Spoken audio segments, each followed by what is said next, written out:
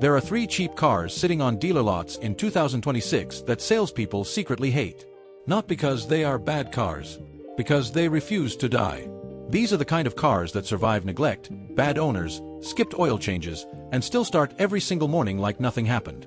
While everyone else is overpaying for the same tired badges, these cars are quietly laughing in the background, sipping regular gas, and minding their own business. Welcome to Grey Beard Garage. I have spent decades turning wrenches, watching trends come and go, watching hot cars turn into financial disasters, and watching truly great cars get ignored because they are not cool on social media. This video is not about project cars, compromises, or good for the price. These are actual insane deals. Cars that run hundreds of thousands of miles with nothing more than basic maintenance and the occasional joke from your friends about your life choices. Today I am breaking down 3 of the most criminally underrated cheap cars you can buy in America right now. Same reliability as the big legends everyone worships, but priced like nobody ever got the memo. Stick around, because the last car on this list changes how you look at so-called old people cars forever. And before we get started, do not forget to subscribe to Grey Beard Garage, hit the like button, and drop a comment telling me which car surprised you the most, because that support keeps this channel running stronger than a Toyota with fresh oil. Mazda 6 3rd Generation. The first car on this list is the kind of car mechanics actually smile at when it pulls into the shop. Not because it is broken, but because when it finally needs something, it is easy, cheap, and does not ruin anyone's entire week. This is the car that quietly humiliates overpriced sedans while pretending to be just transportation. I'm talking about the 3rd generation Mazda 6, model years 2014 through 2017. Let me paint a scene I have seen way too many times. A customer walks in, usually late 20s or early 30s, and says the classic line, "I want something reliable, but still fun." Then, without hesitation, they point straight at a used BMW or Audi like consequences are a myth invented by mechanics. I had a guy ready to buy a 2015 BMW 3 Series with around 80,000 miles. Dealer wanted a little over 15 grand. I asked him one simple question. Do you have $4,000 set aside for repairs in the next year?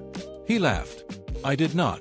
I pulled up a 2016 Mazda 6 Touring on my phone. Around 70,000 miles. Clean title. 12 grand. Same year. Same general size. Less ego. More common sense. He bought the Mazda. That was over a year ago. Want to know what he has spent since then? Oil changes. Tires. Brake pads. That is it. No warning lights. No drama. No sad phone calls that start with, "You are not going to believe this." Here is why the Mazda 6 is such a sleeper. Mazda did something that feels almost illegal in modern car design. They did not overcomplicate it. The 2.5-liter naturally aspirated Skyactiv engine is simple, overbuilt, and basically allergic to dying. No turbo cooking itself.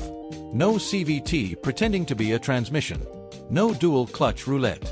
Just a proper engine paired with a real 6-speed automatic that Mazda actually engineered and tested instead of praying over. Now for the nerdy part that actually matters. That engine runs a 13:1 compression ratio. That is sports car territory. But instead of blowing itself apart, it somehow gets better fuel economy. Real-world highway numbers in the low 30s, sometimes better if you are not driving like you are late to everything in your life. It is efficient without being fragile, which in today's market feels like black magic. Every time one of these comes into the shop with over 150,000 miles, the owner is nervous. They are waiting for the big bill. The mythical, "here it comes," moment. I put it on the lift, scan it, check suspension, inspect the drivetrain, and then I have to deliver the most disappointing news imaginable. You are fine. Come back in 30,000 miles. I have watched grown adults look personally offended by that answer. Maintenance costs are borderline insulting. The most expensive surprise repair I have personally done on a Mazda 6 was a water pump around 140,000 miles. About $680 parts and labor. That is not a crisis. That is an inconvenience. Compare that to the average surprise repair on a same-year Accord, which usually lands closer to $1,100, and suddenly Honda fans get very quiet.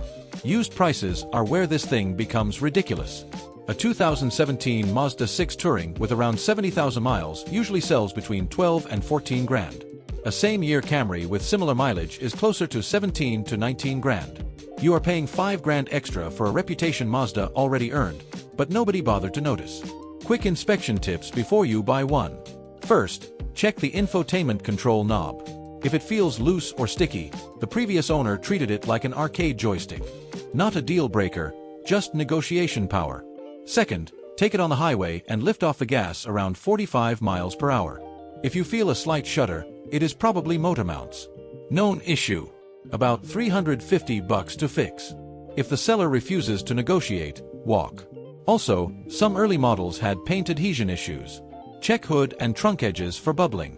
Many were fixed under extended warranty, so just confirm it was handled. Who should buy this car? Someone who wants reliability but still enjoys driving. This thing handles better than almost anything else in its class, yes, including the Camry. Someone planning to keep a car past 200,000 miles. Someone tired of paying the Toyota tax just to feel emotionally secure. Who should skip it? If maximum back seat space is your top priority, it is a bit tighter. If resale value is your religion, the market still has not caught up to how good this car actually is, which honestly is why you are watching this video. Quick mechanic math before we move on. Buy one for 12 grand. Drive it 150,000 miles. Spend maybe 2 to 3 grand total on maintenance. That is one of the best cost per mile deals in the entire mid-size sedan world. And if you have that one friend shopping German luxury cars on a fast food budget, send them this video. You might save their bank account and their sanity. Buick Regal 2nd Generation. The second car on this list is one that salespeople struggle to explain and buyers struggle to take seriously. Not because it is bad, but because the badge alone scares anyone under the age of 50. This car is living proof that depreciation has absolutely nothing to do with quality and everything to do with image. Meet the second generation Buick Regal, model years 2014 through 2017. I know exactly what you are thinking right now. Buick? Really? Yes. Relax. This is not your uncle's floating couch with red velour seats, white walls, and a cassette player permanently stuck on a Barry Manilow tape. This Regal is basically a German sedan wearing an American name tag so it could sneak into the building without anyone asking questions. True story. A customer came in, late 20s, dead set on a 2014 BMW 3 Series with around 87,000 miles. Dealer wanted 14.5 grand.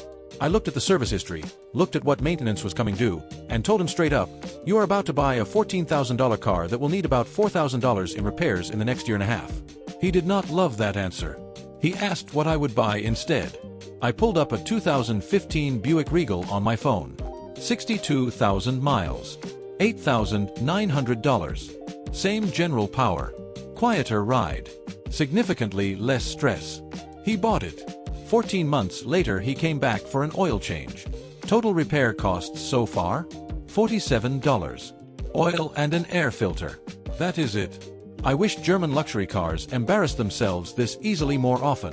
Here is the part nobody talks about. The Regal rides on GM's Epsilon 2 platform, co-developed with Opel in Germany. That means the chassis tuning and driving feel are genuinely European. The 2.0-liter turbo engine is the LTG, the same motor that won Ward's 10 best engines multiple times. It is smooth, strong, and does not self-destruct if you look at it wrong. The transmission is a 6-speed automatic from Aisin, a Japanese company that also supplies Toyota. Translation: German driving feel, Japanese transmission reliability, and American pricing because it says Buick on the hood and people assume it comes with orthopedic shoes. Performance is better than anyone expects. Around 250 horsepower, 0 to 60 in the low 6-second range, and real-world highway fuel economy in the high 20s. Not bad for a car everyone assumes is slow just because it is quiet and comfortable. Used prices are where this thing becomes criminal. A 2015 Regal with under 80,000 miles usually sells between $8,500 and $11,000. Compare that to a same-year BMW 3 Series at 14 to 18 grand. And that BMW is one coolant leak away from emotionally ruining your month. Repair costs are night and day. Timing chain replacement on the Regal, if it ever needs one, which is rare, runs about $1,100. On the BMW, you are starting closer to $2,800 before anything else breaks. Turbo replacement on the Regal is actually reasonable. I can do it in about 3 hours. On the BMW, the turbo is buried like a cursed artifact. That is over 3 grand in labor alone. If you are shopping for one, here is what to check. First, the PCV system. Buick updated the design after early models to fix oil consumption issues. If it has been done, you are good. Second, inspect the turbo inlet pipe. If it is cracked, it is a cheap fix, but it tells you the previous owner skipped maintenance. Third, test the infotainment screen. Some units had delamination problems. Not mechanical, just annoying. Fixable, but use it to negotiate. Bottom line, the Regal gives you a near luxury driving experience without luxury repair bills. The only reason it is cheap is because your neighbors do not understand it and your friends think Buick is a retirement plan. Quick reminder from Greybeard Garage before we move on. If this video is already making you rethink used cars, hit the like button, subscribe to the channel, and drop a comment. It helps more than you think and keeps me making videos that save people from bad decisions. Toyota Avalon 7th generation. The third car on this list is the one people laugh at in the parking lot and then secretly Google later that night. This is the car I recommend more than any other when someone tells me, I just want something that will not ruin my life. It has the same DNA as a Lexus, the same reliability as a Camry, more space than both, and it sells for thousands less because everyone thinks it is a senior citizen's car. This is the 7th generation Toyota Avalon, model years 2013 through 2018. Let me tell you about a customer who almost argued with me over this car.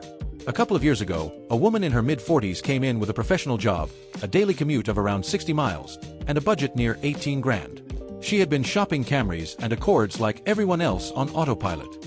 I asked her if she had looked at an Avalon. She laughed and said, "That is what my grandmother drives." I walked her outside and pointed at my personal car, a 2014 Avalon Limited with 188,000 miles on it. I bought that car with around 90,000 miles for 13.5 grand. At the time of that conversation, I had spent roughly $1,800 total on maintenance, and that included brakes and tires.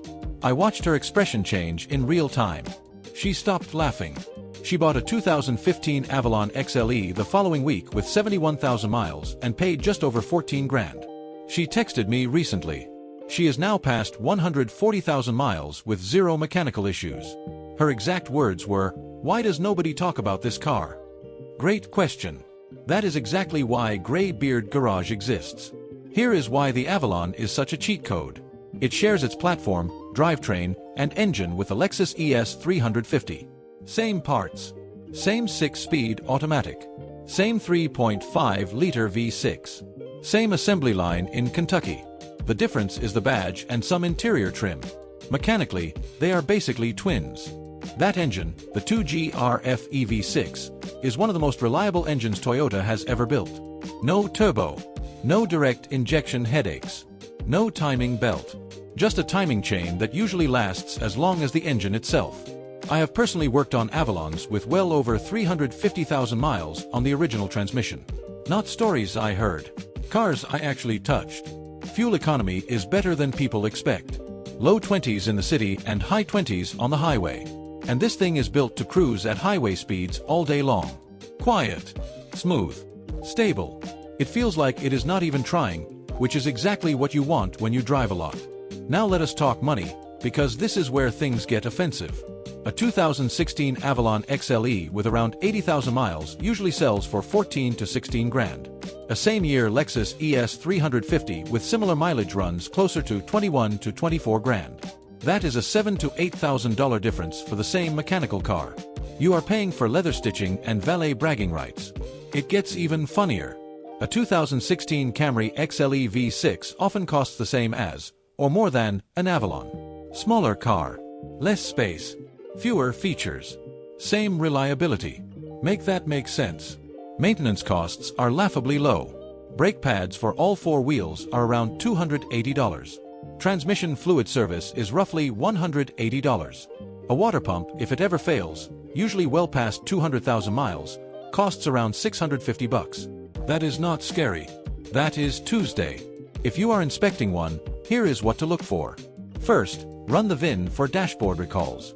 Some early models had dashboard cracking in hot climates, and Toyota extended warranties on that issue. Second, check tire wear. Uneven front wear usually means alignment was ignored. Not a deal breaker, just negotiation fuel. Third, test the infotainment system. On higher trims, screens can get laggy. Make sure everything responds. Here is the real pro tip. Find one owned by an elderly person. I am completely serious. Garage kept. Dealer maintained. Driven gently. A grandma-owned Avalon with 60,000 miles is basically a brand new car with a better attitude and fewer bad decisions in its past. Who should buy this car? Highway commuters. Families who want space without moving into SUV fuel bills. Anyone who wants Lexus reliability without Lexus prices. People who plan to keep a car for a decade and actually sleep at night. Who should avoid it? If you are under 30 and deeply care what your friends think, this might hurt your image. If you want sporty handling, this is not your car.